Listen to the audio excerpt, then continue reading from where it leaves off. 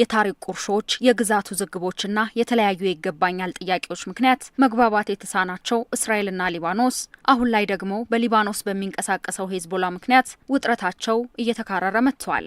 ታዲያ ከሰሞኑ እስራኤል ከሊባኖስ ጋር የከፊል የተኩስ አቁም ስምምነት ተስፋዎች ላይ ባለችበት ተስፋ አስቆራጭና ይልቁንም ገዳይ የሆነ ጥቃት በደቡባዊ ሊባኖስና በቤሩት አቅራቢያ መፈጸሟ የውጥረቱን ትኩሳት የሚያጋግል ሆኗል። ዛሬ የወጡ መረጃዎች በደቡባዊ ሊባኖስ በኩል በቤሩት አቅራቢያ የእስራኤል ጦር ከባድና ገዳይ ጥቃት መፈጸሙን አመልክተዋል። ተፈጽሟል በተባለው የእስራኤል ጥቃት የ6 ሰዎች ሕይወት መቀጠፉን የሕክምና ምንጮች አረጋግጠዋል።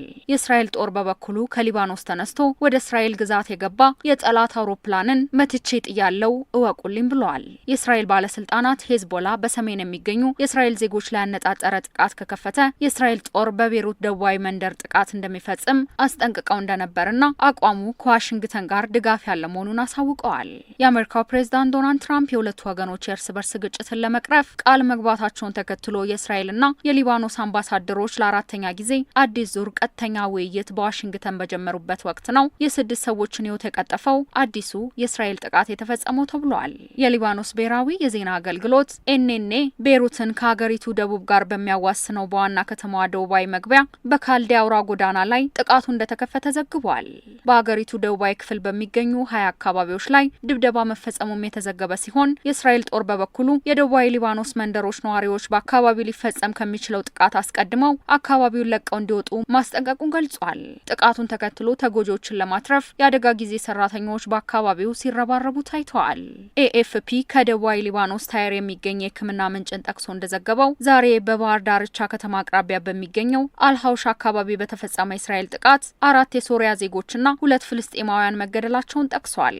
ትላንት ማክሰኞ የእስራኤል ጦር የሄዝቦላ አባላት በታይር ከተማ እየተንቀሳቀሱ መሆናቸውን የሚገልጽ መግለጫ በማውጣት ቡድኑ ስፍራውን የማይለቅ ከሆነ በስፍራው ያሉ ሌሎች ነዋሪዎች አካባቢውን ለቀው እንዲወጡ በማስጠንቀቅ ጥቃት ሊፈጸም እንደሚችል ፍንጭ ሰጥቶ ነበር። ይሁንና የእስራኤል ጦር አዲሱን ጥቃት በደቡባዊ ሊባኖስ በኩልና በቤሩት አቅራቢያ አድርጓል።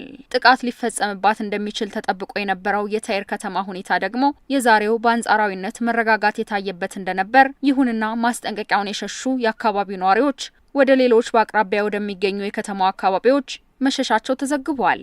የዛሬው ጥቃት የእስራኤል ጦር ከ2 አስርተ ዓመታት በኋላ በሊባኖስ ከፍተኛ የሆነ የጥቃት ዘመቻ አባብሶ በቀጠለበት ወቅት የተወሰደ እንደሆነም ተመላክቷል።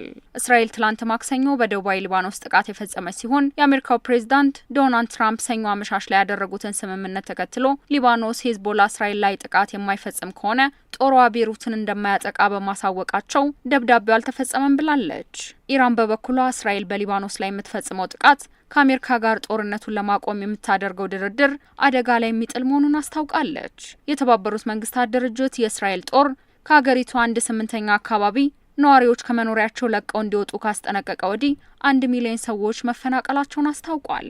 እስራኤል በደቡባዊ ሊባኖስ የጀመረችው የማጥቃት ዘመቻ ለዘመናት ታሪክ የሆኑ ቅርሶችን ለውድመት በማጋለጥ የግጭቱ አስከፊነትን ነገም የማይረሳ እንደሚያደርገው ጠቋሚ መሆኑን በርካቶች እየገለጹ ይገኛሉ። የተኩስ አቁሙም ቢሆን እዚህ ግባ የማይባል መሆኑ ጥቃቶቹ እንዳይቆሙ ያደረገ ሲሆን ባሳለፍነው ቅዳሜ እንኳን የእስራኤል ጦር በደቡባዊ ሊባኖስ ከሚገኙ ትላልቅ ከተሞች አንዱ በሆነው በናባቲ ከተማ አቅራቢያ በሚገኝ 900 ዓመታቱን ያስቆጠረ ታሪካዊ ስፍራ ላይ የጥቃት ዘመቻ ከፍቷል። ጥቃቶቹ በዚህ የሚቀጥሉ ከሆነ ታሪካዊ ቅርሶችና ስፍራዎች የተጋረጠባቸውን አደጋ ይበልጡን በንጹሃን ዜጎች ላይ የሚደርሰው ሞትና ሰቆቃ ሃይባይ ካላገኘ መጥፎ የታሪክ ጠባሳ ሆኖ መቀጠሉ አይቀሬ ነው።